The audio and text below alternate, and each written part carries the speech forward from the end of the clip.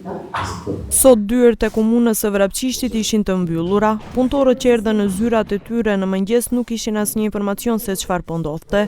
Disa prej tyre treguan përmes telefonit se dyert i kishte mbyllur ish-kryetari i komunës Isen Shabani.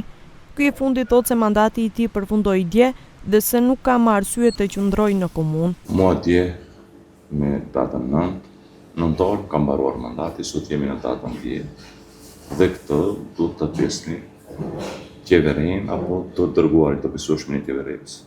Kjo nga sot duhet të ishte më të tjerë. Dhe sigurisht policia është e tjetër, e qeverisë dhe të besueshmin të qeverisë pse dera është mbyllur. Mandati im tjetër mbaruar, sot unë jam qytetari i lirë. Ai nuk ka ndërmend t'i hapet dyert e komunës dhe kur u pyet nëse do t'u dorëzonte çelësat personit të caktuar nga qeveria, deklaroi se çelësat i ka kryeministri dhe ai është ai që duhet t'i dorëzojë. Ai gjithashtu përshëndeti qeverinë dhe tha se është i gatshëm të bashkëpunojë me ta në çdo mënyrë. Po të shkoj kryeministri, ai do t'jap çelës. Ajo ngel tek ne, këtë do ta di se kryeministri. Se unë nuk dorëzoj mandat. Po ti kisha humbur zgjedhjet të fitoj dikush, unë jam ai i cili do ta pres në zyrën time dhe sipas normës demokratike dhe ligjit, unë do t'ja dorëzoja mandat.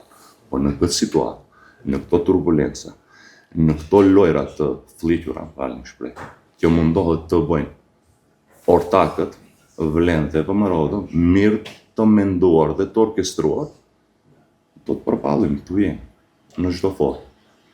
Ndryshe në komunën e Vrapçishtit, raundi i parë i zgjedhjeve lokale dështoi për shkak të mosmarrjes së censusit të nevojshëm. Zgjedhjet pritet të zhvillohen pas 60 ditësh dhe gjatë kësaj periudhe komunën pritet ta drejtojë një person i besuar i emëruar nga kryeministri, gjë që pritet të ndodhë gjatë javës së ardhshme.